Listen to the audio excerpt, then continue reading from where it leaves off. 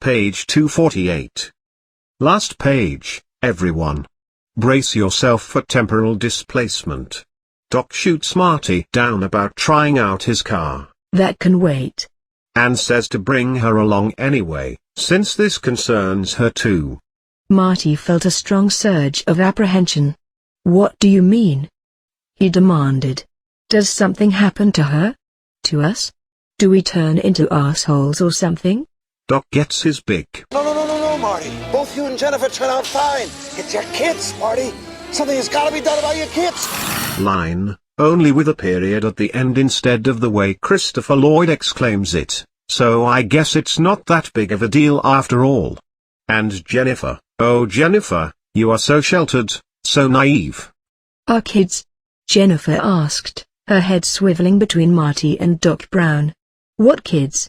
We aren't even engaged yet. Marty asks if she would like to come along to 2015. Doc interrupts to say, We better hurry. Why, Doc? You've got a time machine. You've got all the time in the world. Jennifer accepts the fact of this time machine incredibly easily and says, Sure. Why not? And they get into the DeLorean. Unlike the movie, where Doc's got his crazy glasses and is refueling the Mr. Fusion as he talks, here they're just standing around talking at each other, so props to the movie for making this scene visually exciting. When Doc Brown jumped behind the steering wheel, Marty reached over to touch his arm. Hey Doc, we better back up, we don't have enough road to get up to 88. Which I always thought was odd because in the movie Marty just last night saw Doc accelerate to 88 and jump through time after backing up this very same spot. Not to mention in the movie there is clearly enough road in front of them to reach 88 miles per hour. But all that aside, right now you're all saying this. Roads? Where we're going we don't need roads. But give us one last messed up line for old time's sake, Gipe. Where we're going, we don't use roads. Brown smiled. Perfect. Now gram in the Mr. Fusion in the last second after all, and take us home. He pointed to a new switch on the dashboard labeled Mr. Fusion Home Energy Center, hit it, and grinned with satisfaction as the DeLorean rolled about 100 yards down the street, blasted off into the sky trailing a thin flume of silver smoke, and then disappeared. The end. Thank you all for reading this book with me.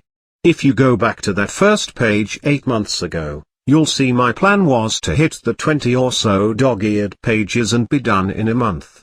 But as I read I kept noticing new crazy things and so we ended up hitting every page in the book to one degree or another over the better part of a year. This was among the craziest books I've ever read, and I'm glad we could go on this journey together. Our final tallies for our Doc and Butthead and Great Scott counters were pitifully small, but the counter that I never actually started for the number of brand names Gipe name dropped is easily in the mid-double digits. We've all hopefully learned something about storytelling and writing, or at least how the natural charm of Michael J. can save a script which could so easily tip into terribleness. Up next, I dunno. The novelizations for part 2 and 3, as I said, are way less crazy and written for a much lower reading level. For all his faults, George Gipe didn't talk down to his readers like the sequel novelizations do. And that's what makes this book interesting and those other books hella boring since Gipe didn't write them. George Gipe also wrote the novelization for Gremlins, but I've never seen that movie nor have I spent my formative years thinking about it, so the book-to-movie comparison blog is a task I leave to one of you. And also I've put up a reformatted ebook version of this site up for sale. Only $2.99. Which is as cheap as Amazon would let me sell it for because it's so big because of all them crazy pictures. So you can now in theory buy Gipe's book and my crazy reading guide side by side and it'll make kinda the best present ever if I do say so myself.